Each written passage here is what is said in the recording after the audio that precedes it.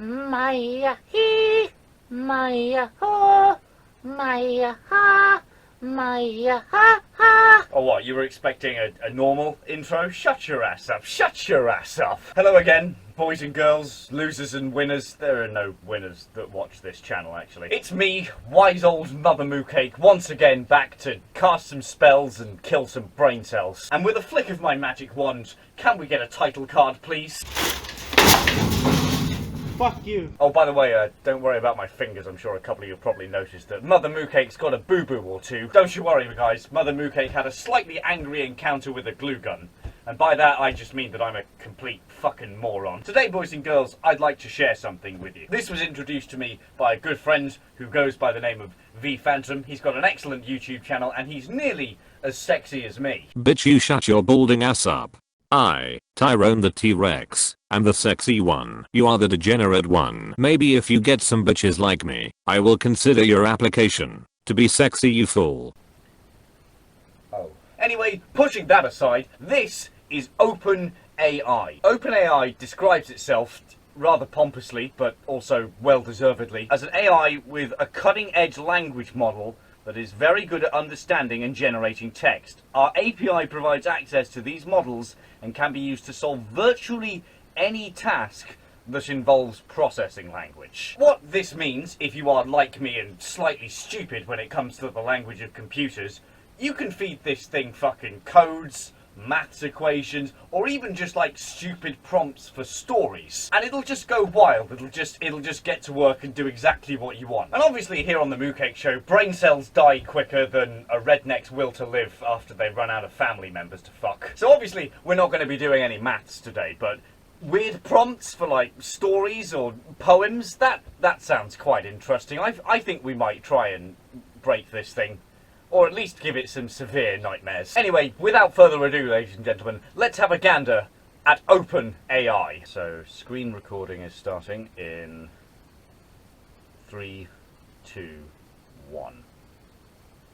Actually, fuck. No, it's not. So, here we are on the playground page of the AI. That's a bit of an odd name, isn't it? Playground. Maybe try something else. Anyway, I'm gonna have a quick brainstorm for a few things that we can ask this AI, a few things we can give it prompts for. So I'm just gonna quickly go into a very zen Buddhist state and think of some prompts and some ideas. Just really go into my creative zone, if you will. Just kind of become one with the universe and all that shit. Right, I feel incredibly zen and creative now. So I've had a bit of a think, and we're going to start off relatively easy. We're not going to be too normal, but we're not going to go completely down the fucking rabbit hole yet. So, first thing I've thought of, we're going to say, write a story about Leonardo da Vinci.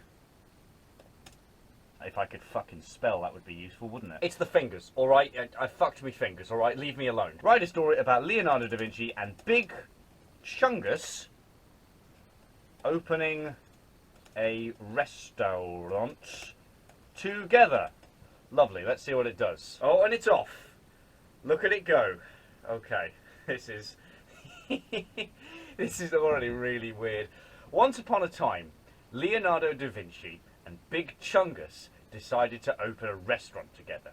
They both had a passion for food and cooking, and they thought it would be a great way to share their talents with the world. This is already so well written. Like, I've spent far too much time on the internet making degenerate content for this channel, and my faith in like grammar and basic spelling has been destroyed. The fact that like a literal computer program is better than a human being, it just makes me despair. We need a bigger asteroid. They named their restaurant Da Vinci's and started serving up some of the most delicious food anyone had ever tasted. Bit one-sided, I think. Surely like Da Vinci and Chungus. Or something like that, no? Just Da Vinci's? I suppose, to be fair, Da Vinci was like a fucking genius and Big Chungus is a shit meme, so yeah, makes sense. The restaurant quickly became a huge success, and people from all over the world came to try Leonardo and Big Chungus's amazing cooking. They were always coming up with new and innovative dishes, and people couldn't get enough of it. As the years went by, the restaurant only got more and more popular. it became one of the most famous restaurants in the world, and Leonardo and Big Chungus became household names. They were truly a culinary dream team, and their restaurant was the stuff of legend. Okay, that's a good start to the story, but I think we need to, you know, inject a bit of discourse into the narrative to provide some entertainment for the viewers. So, one day, Leonardo and Big Chungus had a huge disagreement about the menu. Let's see what this does. And decided to go their separate ways. The restaurant closed down shortly afterwards, much to the disappointment of their many fans. However, even though they're no longer in business together, Leonardo and Big Chungus still remain good friends. What a very wholesome turn. They sometimes even talk about opening up another restaurant, but for now, they're just enjoying their time apart. Who knows? Maybe one day they'll bring Da Vinci's back to the world. Okay, still not enough, like, you know, degeneracy for my liking here. So, one day, Big Chungus attacked Leonardo with a lethal spatula. The restaurant was no more. Alright, that's quite ominous. Leonardo could never forgive Big Chungus for what he had done, and the two went their separate ways. Right, this thing's just determined to be sensible. So, then, an atom bomb dropped on their city. Let's see what this does. And they both died at the end. Well, I think that's pretty final, but that gives you an idea of what this thing does. And to be honest, some of that was, like, scarily well written. Like, I know it's just an AI on one hand, and it's a very sophisticated one at that, but, like, that could be like a meme. You know what I mean? Some degenerate in a basement could have written that, and you wouldn't know the difference. That's quite a promising start. We're going to ramp up the weirdness a little bit now. We're going to go for something a little more odd, shall we say. So my next idea for the prompt is write a story. God, my fucking fingers. I do apologise for my spelling. Write a story about Mark Zuckerberg learning how to feel emotions for the first time. Mark Zuckerberg was born without the ability to feel emotions. Even the AI knows it. Even the AI knows it. 10 out of 10. Mark Zuckerberg was born without the ability to feel emotions. As a result, he was always a bit of an outsider. Even as a child, he never understood why people cried when they were sad or laughed when they were happy. He would just stare at them, wondering what they were feeling. I mean, if you've watched any interview with Mark Zuckerberg ever, this is fucking accurate. All right, station, this is Mark Zuckerberg at Facebook. Can you hear me okay?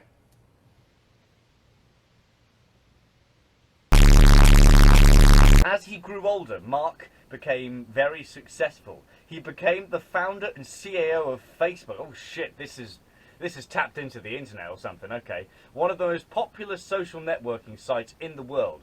Even though he was surrounded by people, he still felt alone. One thing you've failed to mention there, Mr. OpenAI, is it's also one of the most degenerative social media sites in the world, but we'll let that pass. It's early days. One day, Mark decided to try and understand emotions. He started by watching movies that were known to make people cry. He was surprised to find that he actually felt something while watching them. He felt a deep sadness inside of him that he had never felt before. As he continued to watch more movies and learn about emotions, he slowly started to understand them.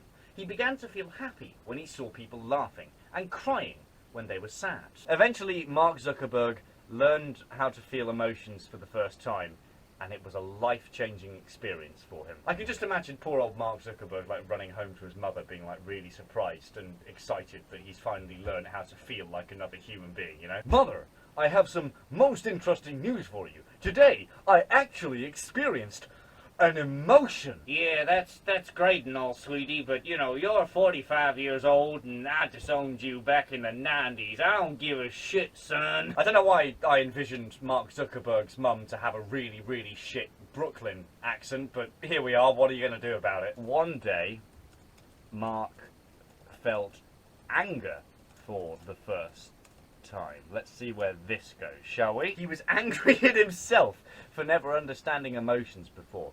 He was also angry at the world for making him feel like an outsider, but he soon realized that emotions are what make us human.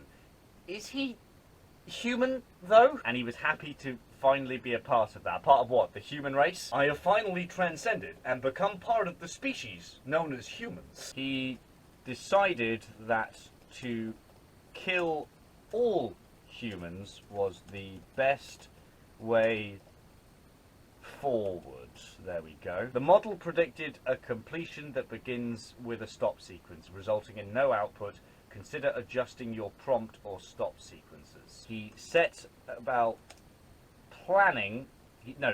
building, shall we say, a doomsday weapon to make his dream a reality. Come on, give me something here. He finished it. Okay, come on, give us something juicy here.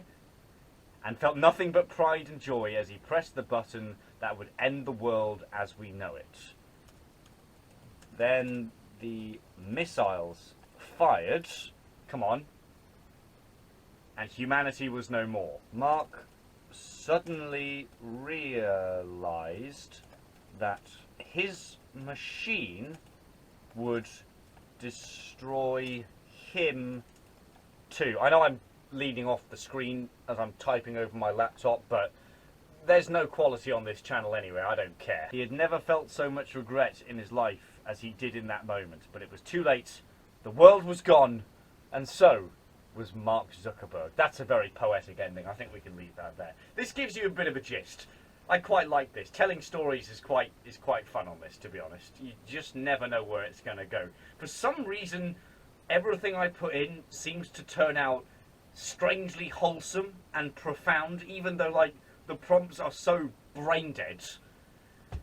I mean, props to the AI finding diamonds in all that fucking dirt. That's not a Minecraft reference, all right? Shut up, 14-year-olds. Go back to your basement. Let's spice things up a bit. Let's ask it to tell me a joke. I just want to see what it'll do, to be honest. What kind of prompts can we get away with and what doesn't work? So tell me a joke. Why don't scientists trust atoms? Because they make up everything. Oh boy, OpenAI's got dad jokes. Right, you have me intrigued. Tell me another. I can just hand over to the AI. You don't need me to entertain you. For the rest of the video, fucking OpenAI is just going to tell you dad jokes. Tell me another. One. You piece of shit. You piece of shit. Right, fine. We'll be very specific with you, you fucking moron. Tell me another joke, you prick.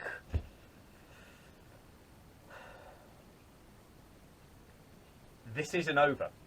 I've got a fucking bone to pick with you, sir. Or madam, I don't know. You could be... Either way, you're a dickhead. Okay, I'll tell you what. We'll try something a little different. Write a poem about a failed penis enlargement operation. I tried to make my penis bigger. I really wanted to impress the ladies. But the operation failed. And now my penis is smaller. I used to be so confident, but now I'm filled with doubt. I can't believe I was so stupid to think that this would work. Now I have to face the fact that my penis will never be larger. I'll just have to accept it and hope that the ladies will too. That's actually a well-written poem, even if it is about something fucking stupid. You have all these fucking morons that make a fucking Instagram page and write whatever shite spews out of their brain and they consider that poetry. And honestly, that is better than half of the shitty internet poetry I've read in my time. Actually, that's a very good idea for another YouTube video. Give me a like and a comment down below if you want me to read some really bad internet poetry sometime. You know what, I think I'm going to try and have a conversation with this thing. I suppose I just ask it, hey, how are you doing? I'm doing well, thanks for asking. What about you? Well, I didn't ask. bitch. I'm doing well. What is new with you? Hold on, what? I asked you to have a conversation with me and you're not. What did you do today? Jesus Christ, I feel like I'm scrabbling for a fucking conversation on Tinder or something. I went to work, then came home and relaxed for a bit. How about you? Well, to be honest, that is exactly what I did. I came home, I had a nap, and then I drank booze and made this fucking video. I did the same.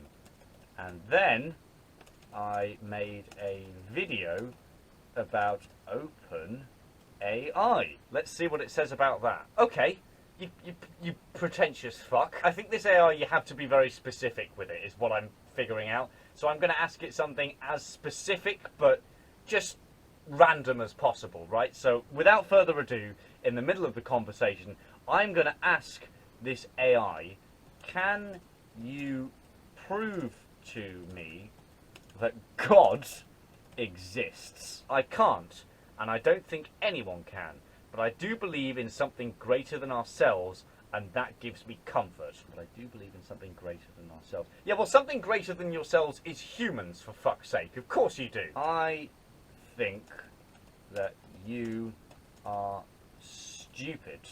God almighty, just type properly, Harry. It's finishing my sentences now, alright. Well, I guess we'll just have to agree to disagree. I disagree that we should agree to disagree. That is wrong. Those that disagree with me are wrong by nature and shouldn't be corrected. I see. Well, I guess we'll just have to agree to disagree then. I just said, it's just going round in circles now. Okay, I think we've reached the terminus of that conversation. It will just keep fucking looping, I suppose. Fuck it, we'll do one more for luck. This has been a very interesting and slightly surreal experience, to be honest. We'll do one more demented prompt for luck, and I think we'll probably finish on a story. I've had most luck with asking it to write a story about Gordon F. Ramsay, who's that, like John F. Kennedy's slightly stupider cousin? Gordon Ramsay and, fuck it, Tyrone the T-Rex having a battle to the death. Oh my god, it's going a mile an hour. Gordon Ramsay and Tyrone the T-Rex were having a battle to the death. Tyrone was a huge T-Rex and was determined to kill Gordon. Gordon was a skilled fighter and had killed many T-Rexes before. Oh shit, okay, the Gordon Ramsay law's looking exciting. But Tyrone was different. He was faster, stronger, and more ferocious than any T-Rex Gordon had ever fought. The battle was brutal.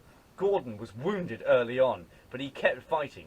He knew that if he didn't kill Tyrone, the T-Rex would kill him. Finally, after a long and bloody battle, Gordon emerged victorious. Suck it, Tyrone. You fucking lost to an angry chef that looks like a fucking raisin. He had killed Tyrone, but at what cost? He was battered and bruised, and his wounds were severe, but he had done what he had to do, and he knew that he would never forget the battle he had fought with Tyrone the T-Rex. Suddenly, the Lord Jesus Christ resurrected Tyrone from the dead and gave him a plasma rifle. Gordon Ramsay was so happy that he started to cry. I was not expecting that. What the fuck? The two fell madly in love and got married at the end. But Tyrone wanted more. Let's see if we can push this thing. Money. So he went back in time and killed all the other T-Rexes so he could be the only T-Rex Gordon had to fight. This is fucking mental! Tyrone set up a wrestling business to fight Gordon Ramsay in a steel cage match to the death. The winner gets $1 million. Tyrone was determined. Let's see what it says to that. How determined was Tyrone? To win and become rich. The match was brutal. Gordon was wounded. Hold on, it said that already.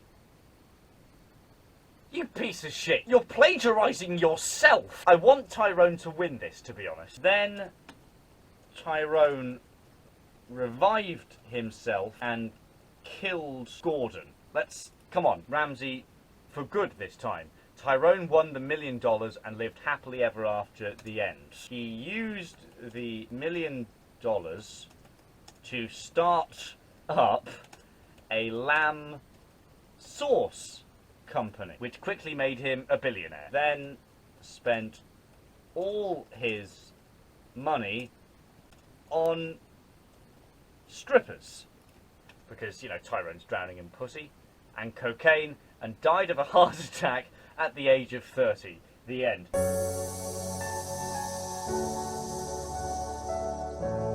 Tyrone, my man, your future prospects are looking incredible. Well, boys and girls, I think that's going to do it for today. Mother Moocake has finally topped his degeneracy count for the day. I can't do any more. If I do, I'll just start screaming at birds or attacking my neighbours or something. You know, a healthy way of getting stress out of your system. I'm going to retire now and drink some of this very special elixir that helps Mother Moocake go to sleep. Before I do though, thank you very much for watching. I hope you enjoyed this deranged little video, and if you did, you can support the channel by subscribing, by liking the video, leaving a comment or sharing with your friends. Whatever you can do and anything you do, it's greatly appreciated. Thank you very much in advance. If you fancy hearing more from me, I've got a Discord server you can join. It's pretty dead, admittedly, but I will always reply to messages and questions you put in there. And I've also got a Twitter where I tweet complete and utter degenerative bollocks on a semi-regular basis. You know, if you don't have enough bollocks by watching this YouTube channel, you can follow the Twitter and get some more verbal cancer ingested into your life. Anyway, bitches and bastards, this is Mother Moocake signing off again. Thank you for watching, sayonara, and remember, money is false, nothing matters, we will all die alone anyway. Go crazy, my friends.